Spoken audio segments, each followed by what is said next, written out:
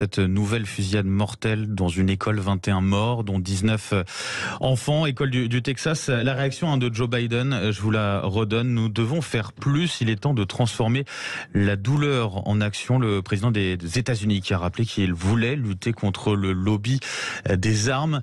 Éric Revel, par rapport à cette actualité, on a l'impression, et notamment sur ces tueries, elles se sont multipliées ces derniers jours. On a l'impression un peu d'une loi des séries et de ce débat finalement éternel sur la question du port des armes aux États-Unis. Est-ce qu'un jour ça sera résolu ou pas? Et est-ce que on peut faire avancer les choses en ce sens du côté des États-Unis? C'est évidemment horrible, monstrueux et compliqué parce que je vous rappelle que le deuxième amendement de la Constitution des États-Unis permet aux citoyens américains d'être armés pour défendre, on dit le deuxième amendement, l'État, son État, les États fédérés. Donc c'est inscrit dans la Constitution américaine, le port d'armes. Donc il y a, je crois, 300 millions d'armes aux États-Unis. Enfin, c'est absolument hallucinant. Il y a sans doute aussi la crise du Covid, du confinement, qui a peut-être eu un impact sur le nombre de tueries qu'on a l'impression de vivre tous les 3 jours en provenance des États-Unis. Maintenant, je vais vous dire, quand j'entends Joe Biden employer le mot après cette tuerie qui a tué quand même 19 enfants, c'est ça. Il emploie l'adjectif « je suis écœuré ». Mais écœuré, pour moi, c'est pas du tout le... Il aurait pu dire « je suis horrifié », je suis à terre. Mais écœuré, c'est à la fois un mauvais adjectif pour qualifier ce genre de tuerie, me semble-t-il, mais c'est aussi un adjectif qui montre une impuissance. C'est-à-dire, je suis écœuré, ça veut dire je sais plus quoi faire, quoi. Je suis tellement, voilà. Mais d'ailleurs, dans le ton même de Joe Biden, quand on l'a entendu parler, il y avait le sentiment finalement qu'il était complètement dépassé, quoi, là-dessus. Mais oui, parce que là, pour le coup, je vais être peut-être plus aimable que d'habitude avec Joe Biden, mais ça tient pas à ce qu'il représente ou ce qu'il est aujourd'hui. Joe Biden, ça tient au fait, encore une fois, que dès l'instant où la Constitution américaine permet à n'importe quel citoyen de détenir une arme, et une arme, c'est pas un martinet, c'est détenir un fusil à pompe, détenir un revolver, voilà, dans la grande tradition de la conquête de l'Ouest et de la défense du citoyen américain. Mais qu'est-ce que vous voulez qu'il se passe? Les tueries, peut y en avoir sans arrêt. N'importe quel citoyen américain qui a disjoncté, qui est dans une situation, c'est terrible, peut ouvrir le feu dans une école, dans un supermarché, ailleurs. C'est ça la réalité des États-Unis aujourd'hui. Bon, alors ça en dit aussi long, je pense, sur les états de tension qui traversent cette société américaine, qui est en proie à ce sentiment de puissance qui s'efface, la montée du wokisme, bon, tout ça, les discriminations raciales, tout ça fait que ce pays est de plus en plus traversé, bousculé dans ses certitudes. Alors je dis pas qu'on peut expliquer la monstruosité de ces actes. On a bien compris.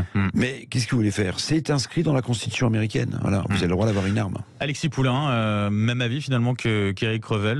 Joe Biden ne peut rien faire finalement sur cette question-là, sur cette question du port des armes?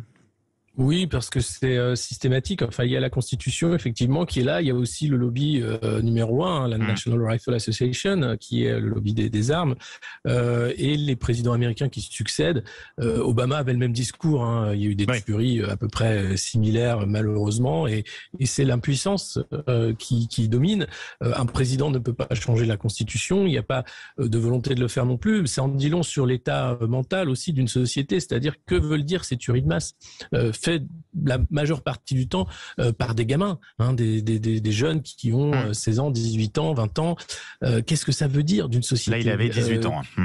Oui, celui-là avait 18 ans, il est mort. Donc on est là dans une.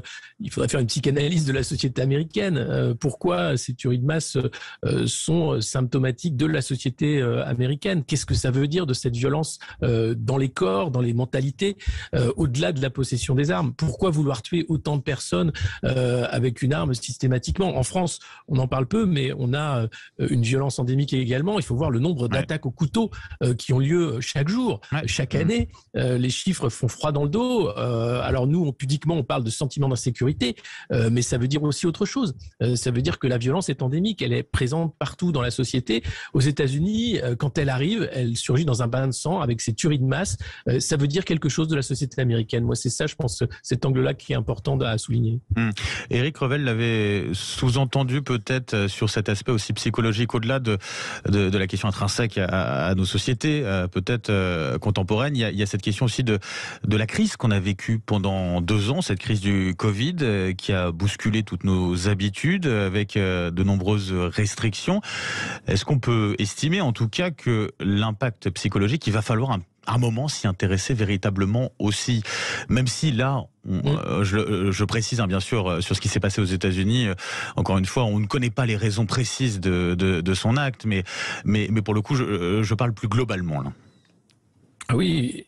Évidemment, il y a un vrai mal-être et profond. Enfin, en France, on voit bien sur les jeunes en état de dépression, le taux de suicide, cet enfermement, cette incertitude, cette peur permanente instillée par les gouvernements avec le Covid a rendu fou un paquet de personnes. La gestion même de la crise sanitaire a rendu fou. Rappelez-vous, en France, les auto-attestations, les lois qui changeaient chaque semaine, les rayons jouets et les rayons sous-vêtements interdits, les commerces non essentiels. Enfin, à un moment, on ne peut pas en sortir indemne.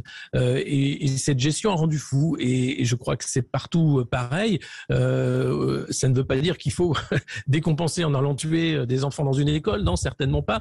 Mais oui, je pense que ça va avec cette violence faite aux populations et cet état mental des populations qui veut dire que oui, on est une société malade. On est une société malade et rien n'est fait pour la soigner actuellement. On y reviendra bien sûr tout au long de cette journée sur cette actualité. Donc je vous le rappelle, ce drame aux États-Unis, nouvelle fusillade mortelle, 21 morts dont 19 enfants dans une école au Texas. Le suspect, je vous le disais, âgé de 18 ans, a été finalement abattu. Merci à vous en tout cas, Éric Revel, et puis merci Alexis Paulin d'avoir été avec nous pour ces grands débats. Merci, bonne journée.